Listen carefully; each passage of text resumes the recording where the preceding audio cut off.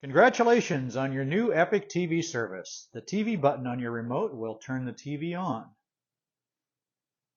Once the TV comes on, typically it will come up to this screen here, which we call the Android home screen. This is the home screen for the hardware that is running the Epic app, which is where you will watch TV. Since the Epic app is selected on the screen, you will go ahead and press the center black button, or what we call the Enter or OK button.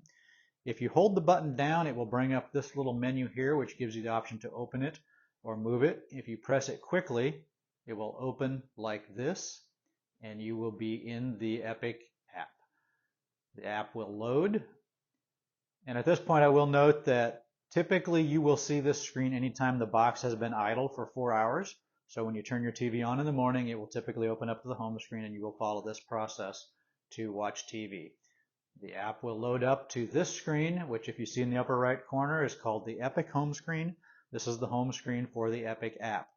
At this point, if you wanted to watch recordings, you would hit the center button, but to just watch TV, you will press the guide button, and this will open up the guide, at which point you can select the channel that you wish to watch by arrowing up or down and pressing the OK button or the Enter button, and that will bring up the TV program to watch.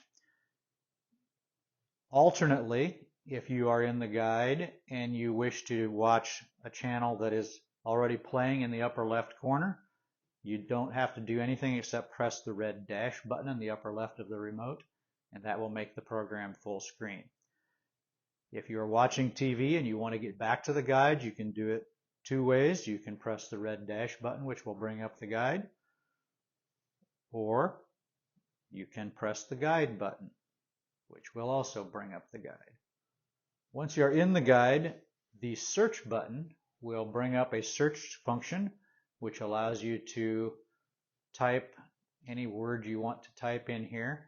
And if you get an extra letter in there like I did, you've got a delete button here. So you can type in any word you would like. I'll just type in red, and then we'll go over here to search. And now you're searching for programs that contain the word red.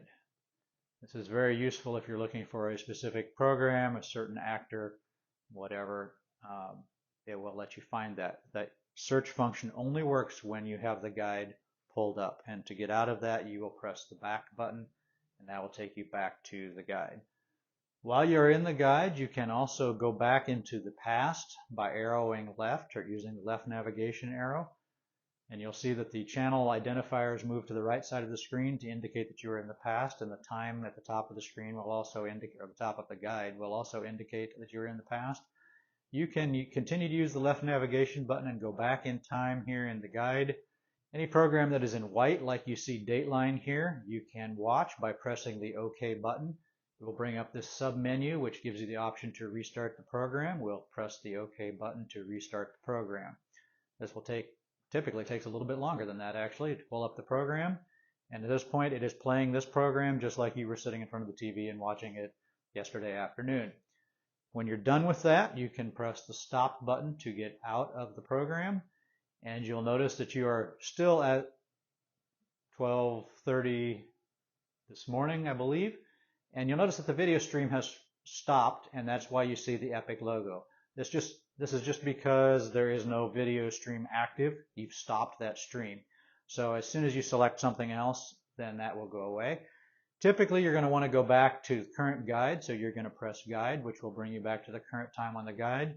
And once again, you will select the program that you wish to watch, press OK, and it will bring it up full screen and you'll be watching. Let me go over a couple of other things. When you're watching live TV, you can pause using the play pause button, and then you'll see how the red bar at the bottom of the screen indicates that the program is continuing to play while you are paused.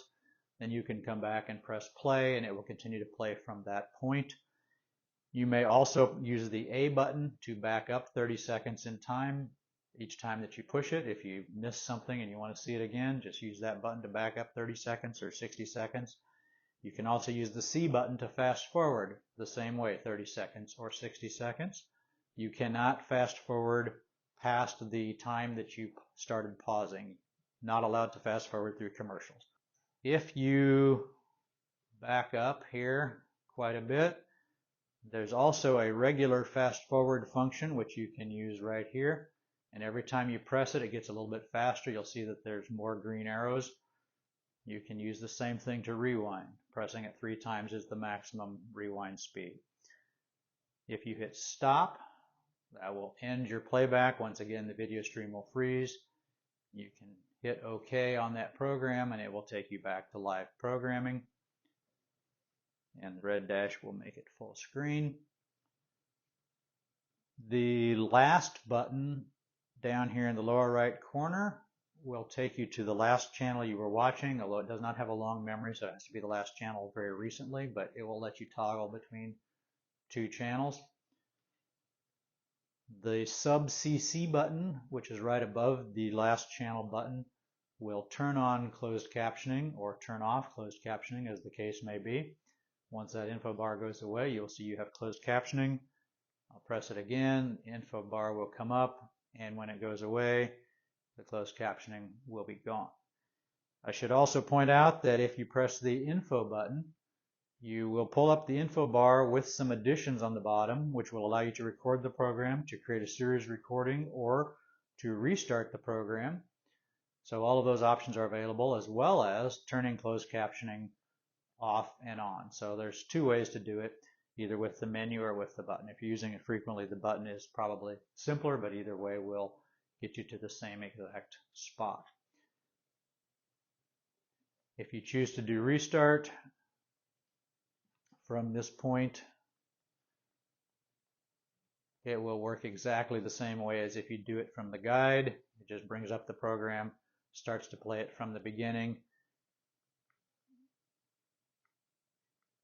and you are allowed to fast forward up to the current playback spot in that program. And once again, the fast forward rewind buttons would function exactly the same way. And to get out of it, we would press stop and then select whatever program you wish to watch, and that will bring it up. The volume and channel up down buttons work exactly the way you would expect them to. Just changes channels. The mute button will mute the audio. And of course, you can always just type in a channel number directly if you want to go to that channel number. And if you're in a hurry, go ahead and press OK, and that will send it straight to that channel without waiting for any other numbers to be entered. And if you're in a hurry for the black bar to go away, you can always hit the back button to get rid of that.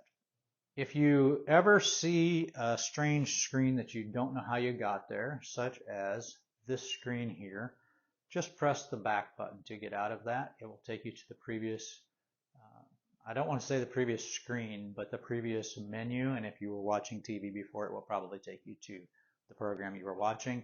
If you see this screen, definitely use the back button here. Otherwise, you'll wind up trying to sign up for Google Assistant. So use the back button to get back to your program. If you find yourself in this screen, remember this is your hardware home screen. So the back button will not work here because there is nowhere else for it to take you. This is as far back in the menu hierarchy as it is possible to go. So in this screen, you will always have to use the center button to select Epic. I want to point out that Epic may not be selected here. So if one of these other things is highlighted, you will need to use the navigation buttons to come down to Epic. And you'll see that the Epic icon enlarges and there is text underneath it when it's selected. When it's not selected, it is smaller and there's no Epic identification below the icon. So once Epic icon is selected, you press the center button and that will open your app once again. And that concludes the brief tour of your Epic service. And there are other videos that we will be releasing as well that will cover some other aspects of your service.